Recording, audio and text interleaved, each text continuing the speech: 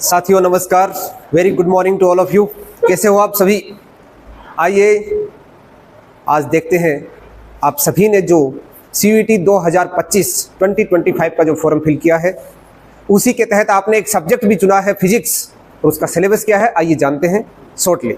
अभी देखो बेटा, CUET ने जो सिलेबस जो जारी किया है वो आपके सामने मैं परफॉर्मा आपको दिखा रहा हूँ।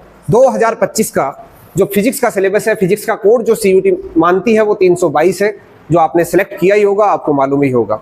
चलो सिलेबस देखते हैं। सिलेबस में सबसे पहली यूनिट के रूप में आपको मिलेगा इलेक्ट्रोस्टैटिक्स। आप सभी ने पढ़ा भी है, 12th क्लास में आपने बहुत अच्छे से पढ़ा है कि इलेक्ट्रिक चार्ज क्या होता है, देयर कंजर्वेशंस क्या होते हैं, कूलम्ब्स लॉ क्या होता है, उनके बीच में चार्जेस के बीच में फोर्स क्या होता है, दो चार्ज है तो फोर्स क्या होता है, मल्टीपल चार्जेस हो तो फोर्स क्या होता है, और उनका सुपरपोजिशन प्रिंसिपल क्या होता है, कंटिन्यूअस चार्ज डिस्ट्रीब्यूशन क्या होता है, जिसमें कंटिन्यूअस में हम पढ़ते हैं line charge distribution, surface charge distribution, volume charge distribution. फिर आप इसके बाद में देखते हो इलेक्ट्रिक फील्ड क्या होता है। फिर हम इलेक्ट्रिक फील्ड किसके कारण निकालते हैं, पॉइंट चार्ज के कारण निकालते हैं, डाइपोल के कारण निकालते हैं, उनकी फील्ड लाइंस को जानते हैं, और electric field due to a dipole, उस डाइपोल के कारण इलेक्ट्रिक फील्ड की वैल्यूज क्या होती है, एक्सिस पे क्या होती है, इक्वेटोरियल लाइन पे क्या होती है, अक्ष पे क्या होती है, निरक्ष पे क्या होती है, ये सब हम अच्छे से पढ़ चुके हैं। बस आपको इंतजार है आपको MCQ को ज्यादा से ज्यादा। अब आप ये न सोचे कि सर हमने 12th क्लास में पढ़ लिया है तो डेफिनेटली आप CUET को क्रैक कर पाओगे, बिल्कुल भी नहीं मेरे मित्रों, बिल्कुल भी नहीं कर पाओगे। क्यों? क्योंकि पैटर्न टोटली डिफरेंट है। वहां पर आपने बड़े बड़े ऐसे टाइप क्वेश्चंस को किया है, यहाँ ऐसे टाइप क्वेश्चंस आपसे नहीं पूछा जाएगा। आपसे पूछा जाएगा सिंपली एक क्वेश्चन देगा, 4 options means multiple choice questions आपको मिलेंगे। और वो जो लेवल होता है, डिफिकल्टी का लेवल होता है, सबसे डिफिकल्ट मेरे अनुसार सबसे डिफिकल्ट पैटर्न जो एग्जाम का होता है वो MCQ ही होता है बेटा। आपने बड़े बड़े क्वेश्चंस कर लिए पर उसके अंदर इतने सारे क्वेश्चंस बनते हैं, आपको यदि उसका बेसिक अच्छे से आता है,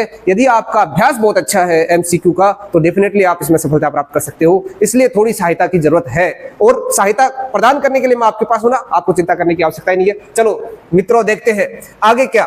टॉर्क पढ़ा है आपने, किसके कारण? एक डाइपोल को जब हम यूनिफॉर्म इलेक्ट्रिक फील्ड में रख देते हैं तो उस पर टॉर्क लगता है, PE sin थीटा, वो भी हम इसके अंदर देखेंगे। इलेक्ट्रिक फ्लक्स क्या होता है, स्टेटमेंट ऑफ गाउस थ्योरम क्या काम आती है, इसकी क्या क्या एप्लीकेशंस है, वो सारे हम इसके अंदर स्टडी करेंगे।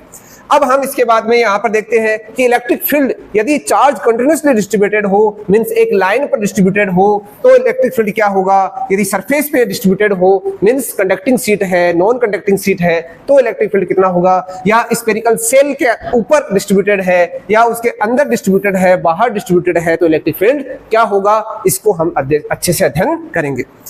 इलेक्ट्रिक पोटेंशियल क्या होता है, पोटेंशियल डिफरेंस क्या होता है, electric potential due two point charge, जो अभी RBSC ने तो क्वेश्चन भी दिया था यहां से, तो ये सारे के सारे क्वेश्चंस आपको वहां पर भी देखने को मिलेंगे। एक डाइपोल के कारण पोटेंशियल क्या होता है, और मल्टीपल चार्जेज का जब सिस्टम होता है, आपके पास लार्ज नंबर ऑफ चार्जेज हैं और उसके कारण पोटेंशियल पता करना चाहे तो वहां से भी क्वेश्चन बहुत सारे बनते हैं। वो क्या होते हैं, हम वो सारे CUET ने सिलेबस के अंदर रखा है। तो इसके जो MCQ है उसकी डेफिनेटली हम बहुत लंबी चर्चा करेंगे, बहुत सारे क्वेश्चन का अभ्यास करेंगे आने वाली क्लासेज के अंदर। सबसे पहले हम जान तो लें कि इसका सिलेबस है क्या क्या, ठीक है। सीधी सी बात है, आपको 12th क्लास में जो सिलेबस आपने पढ़ा है सारा का सारा सिलेबस इंक्लूड है, पर हम फिर भी टॉपिक वाइज हम देखने की कोशिश करते हैं। जो इलेक्ट्रिक पोटेंशियल है, वो इलेक्ट्रिक पोटेंशियल एनर्जी क्या होती है, यदि 2 पॉइंट चार्ज है तो क्या होती है, 2 से ज्यादा है तो क्या होती है, डाइपोल के कारण पोटेंशियल एनर्जी क्या होती है, वो सारा का सारा आपको अध्ययन करना है। कंडक्टर्स क्या होते हैं, इंसुलेटर्स क्या होते हैं, फ्री चार्जेस क्या होते हैं, बाउंड चार्जेस क्या होते हैं कंडक्टर के अंदर, सीधी सी बात ये।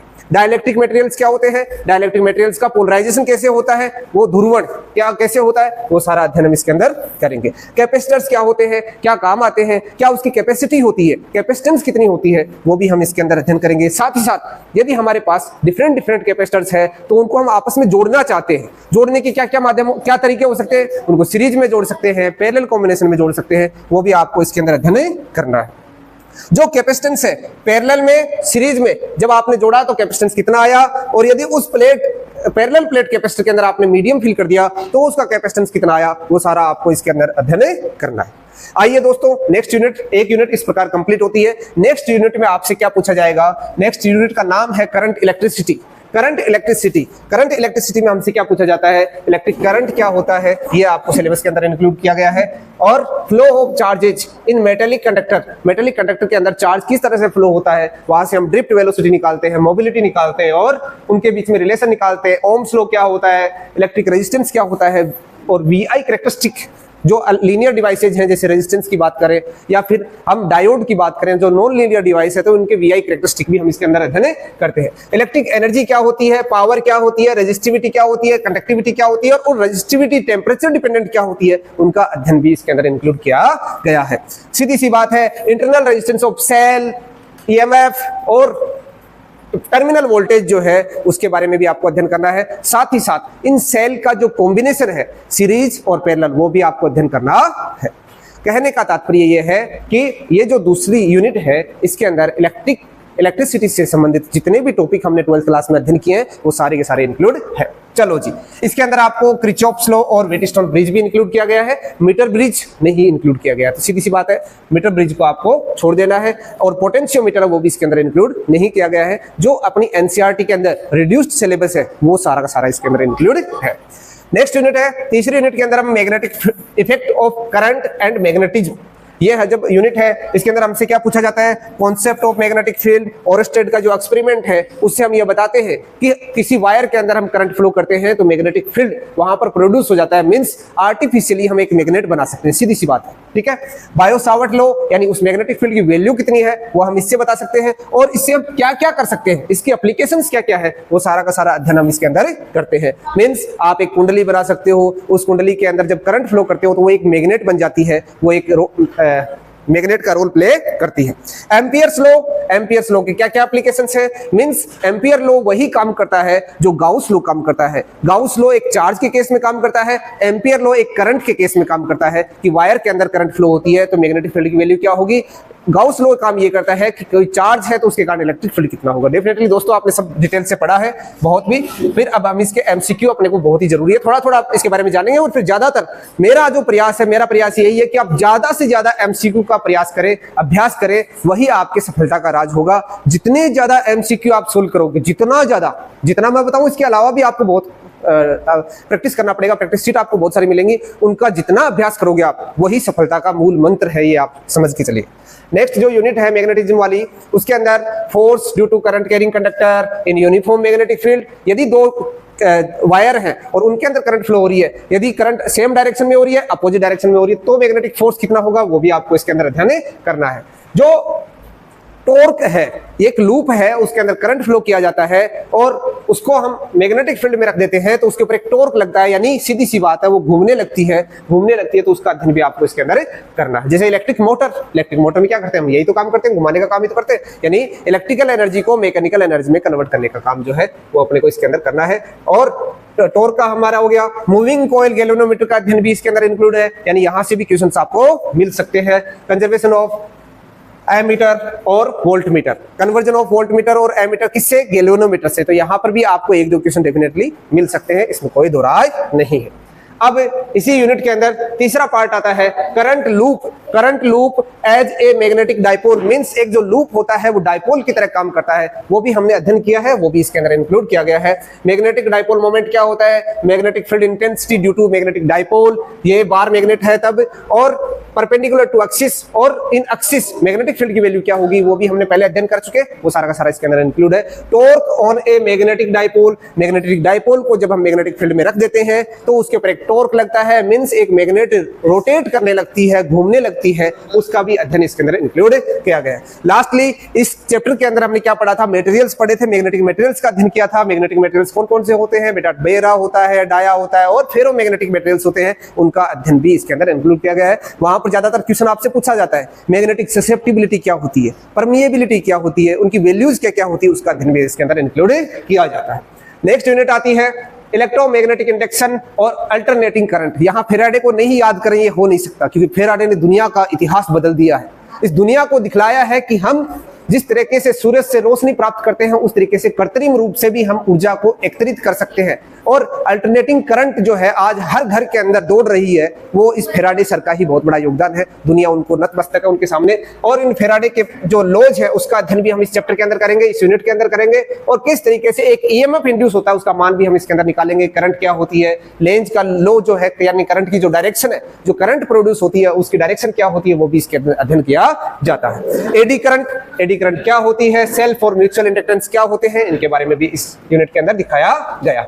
अल्टरनेटिंग करंट यानी कहने का मतलब है अल्टरनेटिंग करंट का जो चैप्टर पढ़ा था ना दोस्तों, उसी चैप्टर को इसके अंदर इस यूनिट के अंदर इंक्लूड किया गया है। अल्टरनेटिंग करंट क्या होती है, उसकी पीक वैल्यू क्या है, उसकी आरएमएस वैल्यू क्या है, और जो रिएक्टेंस और इंपेडेंस क्या होती है उनके बारे में भी आपको अध्ययन करना है। LC oscillations only qualitative study, यानी इसके अंदर बेसिक जो नॉलेज से संबंधित क्वेश्चन है वो आएगा। एलसीआर सीरीज सर्किट आपको दे रखा है, उसके अंदर रेजोनेंस की कंडीशन क्या है, इंपेडेंस क्या बनेगा उसका, वो सारा का सारा अध्ययन इसके अंदर किया गया है। पावर फैक्टर हमने पढ़ा होगा, बहुत अच्छे से पढ़ा होगा। पावर फैक्टर से संबंधित भी क्वेश्चन अपने को मिल सकता है।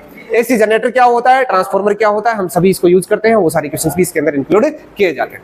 इलेक्ट्रोमैग्नेटिक वेव, इस जो पहली बुक है उस पहली बुक का लास्ट चैप्टर इलेक्ट्रोमैग्नेटिक वेव।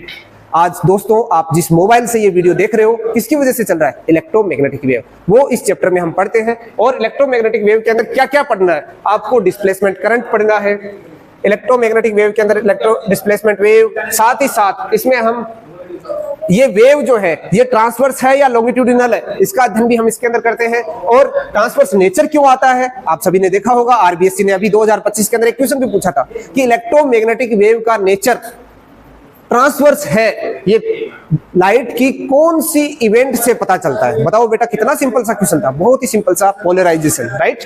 ठीक है, तो अब यहाँ पर इलेक्ट्रोमैग्नेटिक वेव का जो स्पेक्ट्रम होता है जिसके अंदर बहुत सारी वेव आती है, सीधी सी बात है, रेडियो वेव सबसे कम एनर्जी की, उसके बाद में आईआर इंफ्रारेड, उसके बाद में विजिबल के बाद में अल्ट्रावोलेट के बाद में एक्स रेज, गामा रेज, ये सारी वेव इसके अंदर इंक्लूड होती है। तो उस स्पेक्ट्रम की फ्रीक्वेंसी रेंज क्या है, क्या उनका एप्लीकेशंस है, कहां पर ये काम आती है, उसका अध्ययन भी इस यूनिट के अंदर इंक्लूड किया गया है। अब अपने चलते हैं नेक्स्ट बुक के अंदर। सेकंड जो बुक है, सेकंड बुक अपनी एनसीईआरटी की सेकंड बुक का जो पहला चैप्टर है जिसके अंदर ऑप्टिक्स है, और उस ऑप्टिक्स का अध्ययन इसके अंदर इंक्लूड किया गया है। साथ ही ध्यान रखना, यहां पर हम रे ऑप्टिक्स और वेव ऑप्टिक्स दो चैप्टर पढ़ते हैं, दोनों को इंक्लूड करके एक यूनिट बना दी गई है। और वो है, जैसे पहला उसमें हम पढ़ते हैं रिफ्लेक्शन क्या होता है, एक लाइट की एक इवेंट है उसका नाम है रिफ्लेक्शन। फिर हम पढ़ते हैं उसके स्फेरिकल मिरर से किस प्रकार रिफ्लेक्शन होता है, कॉनकेव मिरर, कॉन्वेक्स मिरर, उनका अध्ययन भी इसके अंदर है। मिरर का फॉर्मूला 1/f = 1/, बहुत ही फेमस फॉर्मूला है, छोटे छोटे बच्चे भी जानते हैं, आपको तो जरूर जानना चाहिए क्योंकि यहाँ से भी न्यूमेरिकल बनता है। रिफ्लेक्शन ऑफ लाइट, ये रिफ्लेक्शन हो गया, रिफ्लेक्शन से फिर टोटल इंटरनल रिफ्लेक्शन, इसकी क्या क्या एप्लीकेशंस है, ऑप्टिकल फाइबर क्या है, reflection at the spherical surface means अपने जो लेंस है, कॉन्वेक्स लेंस, कॉनकेव लेंस, उसका अध्ययन भी अपने को करना है। लेंस फॉर्मूला, यदि लेंस थिन है तो लेंस फॉर्मूला क्या है, लेंस मेकर फॉर्मूला क्या है, मैग्निफिकेशन क्या है, पावर ऑफ द लेंस क्या है, यदि लेंसों को हम जोड़ दें तब उसकी पावर क्या हो जाएगी, उसका जो अध्ययन है वो हम इसके अंदर करते हैं। Refraction and dispersion of light through the prism, Raman sir को आप भूल सकते हो, ऐसी बात हो सकती है क्या, किसी नहीं, क्योंकि जब आपको ये इवेंट पढ़नी होगी तो रमन सर को जरूर याद करोगे, वैसे भूल सकते हो, परंतु इवेंट पढ़ोगे तो आपके दिमाग के ऊपर ये लोड पड़ता है कि रमन सर आपने तो बहुत बड़ा योगदान हम सभी को देके आ गए हो आप। डिस्पर्जन ऑफ लाइट, जो लाइट है उसको 7 रंगों में विभक्त करने की घटना, बहुत ही महत्वपूर्ण घटना, दुनिया के अंदर बहुत ही बड़ा बदलाव लेके आने वाली घटना है। Scattering of light, blue colour of sky, reddish appearance of sun at sunrise और सनसेट, शाम के समय और सुबह के समय जब लालिमा दिखाई देती है सूर्य की, वो घटनाएं जब हम पढ़ते हैं तब वही डिस्पर्जन ऑफ लाइट है ना, कौन सी लाइट ज्यादा बेंड होती है, कौन सी कम होती है, वो सारा का सारा अध्ययन, बेसिक नॉलेज छोटी क्लासों में आपने बहुत अच्छे से पढ़ा, वो आपको यहाँ पर भी काम आने वाला है। अब हम इस ऑप्टिक्स को यूज करके हमारी रोजमर्रा की जिंदगी के अंदर बहुत सारी सहूलियत पैदा करते हैं, बहुत सारी घटनाओं को समझने में आसानी होती है। जैसे यहाँ से ऊपर आसमान के अंदर कितने सारे तारे हैं, कौन सा तारा कहाँ पर है, किस प्रकार वो तारे घूम रहे हैं, और कौन सा ग्रह कहाँ पर है, चंद्रमा किस प्रकार अपनी कलाओं को बदलता रहता है, उनको इतना सारा जो दृश्य है वो आंखों से देख पाना बहुत ही मुश्किल है, नामुमकिन है। ऐसे दृश्य को देखने के लिए हमारे पास ऐसे इंस्ट्रूमेंट की आवश्यकता है जो गैलीलियो ने हमारे सामने बहुत सालों पहले, कई सालों पहले हमारे बीच वो लेके आए थे, जिसका नाम था टेलीस्कोप। वो टेलीस्कोप भी हम इसके अंदर अध्ययन करेंगे। माइक्रोस्कोप, जो छोटे छोटे जीवाणु हैं उनका अध्ययन करने के लिए चाहिए, उसका अध्ययन भी हम इस यूनिट के अंदर करेंगे। साथियों इसके अलावा हम अब सेकंड चैप्टर पे चलते हैं, यानी सेकंड बुक का सेकंड चैप्टर। उसके अंदर हम लाइट को वेव मानकर जब अध्ययन करते हैं तो सबसे पहला फिनोमेना, वही फिनोमेना जो रे ऑप्टिक्स में रे मान के किया जाता है, अब हम वेव मानकर करेंगे। और वेव मानकर, वेव को वेव फ्रंट मानकर फिर हम इसका अध्ययन करते हैं हाइगेन के अकॉर्डिंग। और हाइगेन ने किस प्रकार रिफ्लेक्शन को एक्सप्लेन किया, रिफ्रैक्शन को एक्सप्लेन किया, वो सारी घटनाएं इसके अंदर दिखती है। इंटरफेरेंस, डायफ्रैक्शन, पोलराइजेशन, ये सारी यूनिट के अंदर इंक्लूड है। ठीक है, ये सारी की सारी इसके अंदर आ जाएगी। चलो जी नेक्स्ट में चलते हैं। नेक्स्ट यूनिट का नाम है ड्यूल नेचर ऑफ मैटर। इस फिजिक्स को बदलने वाली घटना, इस चैप्टर के अंदर हम पढ़ते हैं फोटो इलेक्ट्रिक इफेक्ट। दोस्तों ये फोटो इलेक्ट्रिक इफेक्ट यदि नहीं आता तो अल्बर्ट आइंस्टाइन का नाम हम सभी के चेहरों पर नहीं आता। बहुत बड़ा नाम, बहुत ही चर्चित नाम हम सबके बीच में है, क्योंकि एक प्रकाश की एक घटना होती है, प्रकाश विद्युत प्रभाव, फोटो इलेक्ट्रिक इफेक्ट। और ये फोटो इलेक्ट्रिक इफेक्ट ने चमत्कार पैदा कर दिया। आज लगभग घरों के ऊपर एक सोलर प्लेट लगती है और वो सोलर प्लेट जो सन से जो लाइट आती है उसको इलेक्ट्रिसिटी में कन्वर्ट कर देती है और हमारे घरों के अंदर लाइट कृत्रिम रूप से, आर्टिफिशियल रूप से एक बल्ब जला देती है, पंखा चला देती है, एसी चला देती है। कहने का मतलब बहुत बड़ी ताकत है, जिस एनर्जी को हमने कभी पहले यूज किया ही नहीं था। हमारे जो बड़े बुजुर्ग थे 2000-3000 साल पहले जो मर चुके, 1900 के पास बाद की घटना है ये तो सारी। तो कहने का मतलब 1900 से पहले तो मालूम ही नहीं था कि इस लाइट को भी बचाया जा सकता है, इसको भी स्टोर किया जा सकता है। एक स्टोर करने वाली घटना, यानी हम इस लाइट को कन्वर्ट करने वाली घटना पर फोटो इलेक्ट्रिक इफेक्ट इस चैप्टर के अंदर हम पढ़ते हैं। Photo electric effect, hertz law, Lenard जो एक्सपेरिमेंट है उसका हम इसके अंदर अध्ययन करेंगे। आइंस्टाइन ने किस प्रकार इस फोटो इलेक्ट्रिक इवेंट को किस प्रकार एक्सप्लेन किया एक इक्वेशन के जरिए, वो भी हम इसके अंदर पढ़ते हैं। और लाइट की जो नेचर है, यहाँ पर एक बहुत बड़ा बदलाव आता है। लाइट को क्या माना जाता था, कभी वेव माना गया, कभी पार्टिकल माना गया, पर यहाँ पर आके उसका कंक्लूजन पार्ट भी निकल के आता है कि लाइट वेव ही नहीं, लाइट पार्टिकल नेचर भी रखती है, जिसका पार्टिकल का नाम फोटोन हम रखते हैं। फोटोन का नेचर यहाँ पर आता है, प्लांक जो हम अपने को बताते हैं। उसके बाद में डी ब्रोगली सर आ जाते हैं। डी ब्रोगली सर कहते हैं कि नहीं, आप पार्टिकल भी मान के चल सकते हो, वेव भी मान के चल सकते हो, आप कौन सी इवेंट को एक्सप्लेन करना चाहते हो उसके अकॉर्डिंग आप लाइट को मान सकते हो। कहने का मतलब आपको रिफ्लेक्शन एक्सप्लेन करना है, रिफ्रैक्शन एक्सप्लेन करना है, डायफ्रैक्शन एक्सप्लेन करना है, इंटरफेरेंस करना है, पोलराइजेशन करना है, तो इसको वेव मान के चलो। आपको फोटो इलेक्ट्रिक इफेक्ट एक्सप्लेन करना है तो पार्टिकल लेके बता सकते हो, वेव नेचर लेके आप नहीं बता सकते। आपको स्कैटरिंग एक्सप्लेन करनी है, स्कैटरिंग आप वेव से नहीं बता सकते, आपको पार्टिकल नेचर लेके ही चलना पड़ेगा। ठीक है दोस्तों, चलो जी नेक्स्ट चैप्टर है, नेक्स्ट यूनिट का नाम है 8th यूनिट और इसका नाम है एटम्स एंड न्यूक्लियाई। अपने दो चैप्टर थे, एक एटम्स दूसरा न्यूक्लियाई, दोनों को इंक्लूड कर दिया इस यूनिट के अंदर। और इस यूनिट में हम पढ़ते हैं क्या एटम जो है, एटम सबसे पहले ये वर्ड कहां से आया, इसको बताने के लिए अपने पास कौन कौन से मॉडल आए और वो मॉडलों का जो अध्ययन है, यानी सबसे पहले Thomson model, Rutherford model, Bohr model, इन तीनों मॉडल की चर्चा इसके अंदर की जाती है। Rutherford model, Bohr model.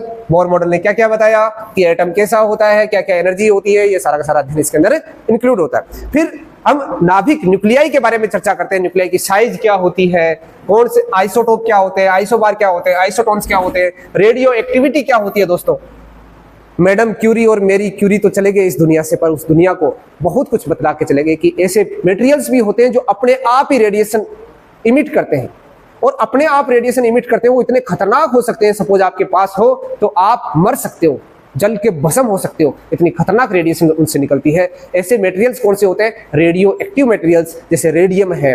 तो ये क्या करते हैं, अपने आप रेडिएशन इमिट करते हैं, रेडिएशन के रूप में अल्फा कण, बीटा रेज, अल्फा रेज और गामा रेज, ये सारी निकलती है।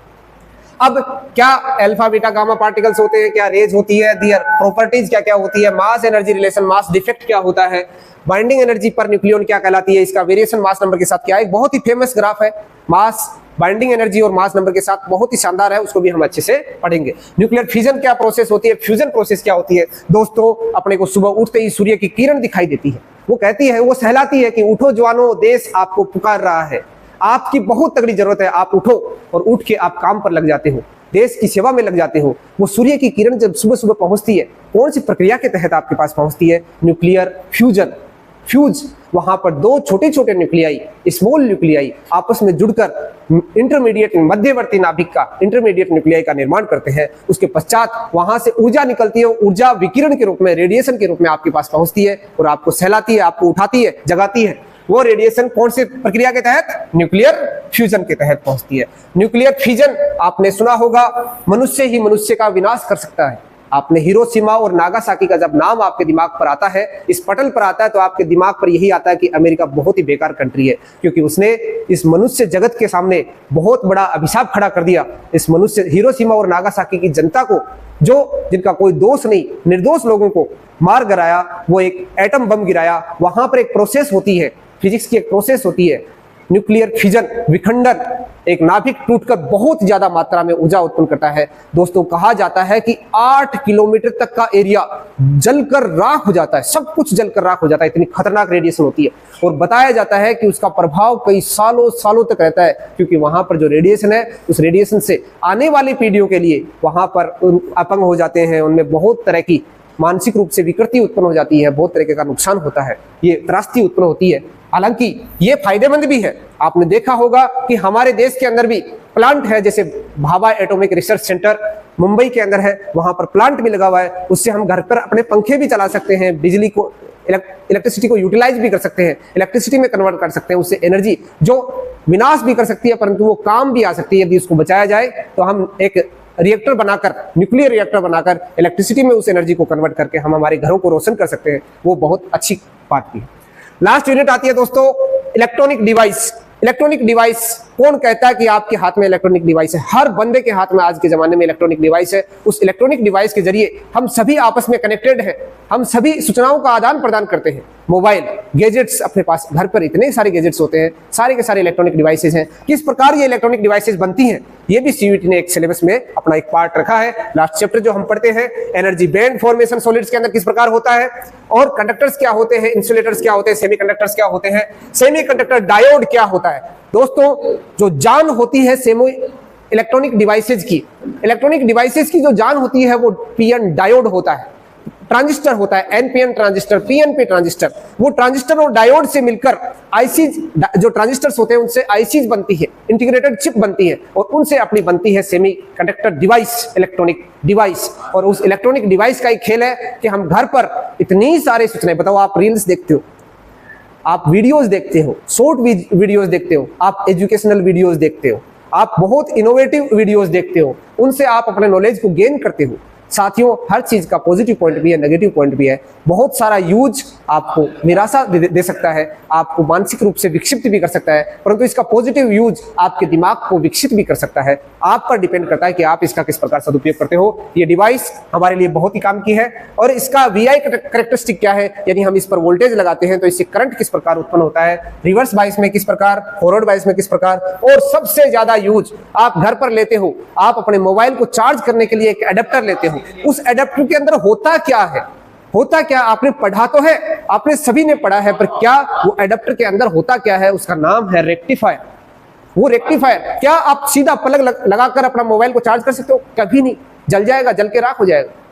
उसको बीच में एडेप्टर लगाना बहुत ही जरूरी है। एडेप्टर का काम है, वो जो वोल्टेज आता है, 220 वोल्टेज आता है, जो आरएमएस वैल्यू है, उसको पहले डायरेक्ट करंट में बदलता है, डीसी में बदलता है, डीसी 5 वोल्ट 10 वोल्ट के अंदर बदलता है, डिजायर्ड करंट के अंदर बदलता है। टर्बो चार्जर है तो टर्बो चार्जर के अकॉर्डिंग करंट बढ़ा देगा, कम करंट का भी कर सकता है, आपकी बैटरी की जो कैपेसिटी है उस पर डिपेंड करता है। तो कहने का तात्पर्य है कि ये सारा का सारा सिलेबस इसके अंदर इंक्लूड है। हम बहुत ही अच्छे से, बहुत सारे क्वेश्चंस का अच्छे से डिस्कशन करेंगे। आप मेरे साथ बने रहिए। आपका बहुत बहुत धन्यवाद, आप इस प्लेटफॉर्म पर आए, और डेफिनेटली मेरा पूरा विश्वास है, मैं पूरा विश्वास आपके साथ लेके चलता हूं कि आपको सफल होने से कोई नहीं रोक सकता। आपकी मेहनत, मेरे साथ लगे रहो, मेहनत करते रहो, डेफिनेटली आप सफलता के 4 चांद को चुलोगे। बहुत बहुत धन्यवाद। God bless you. Thank you so much.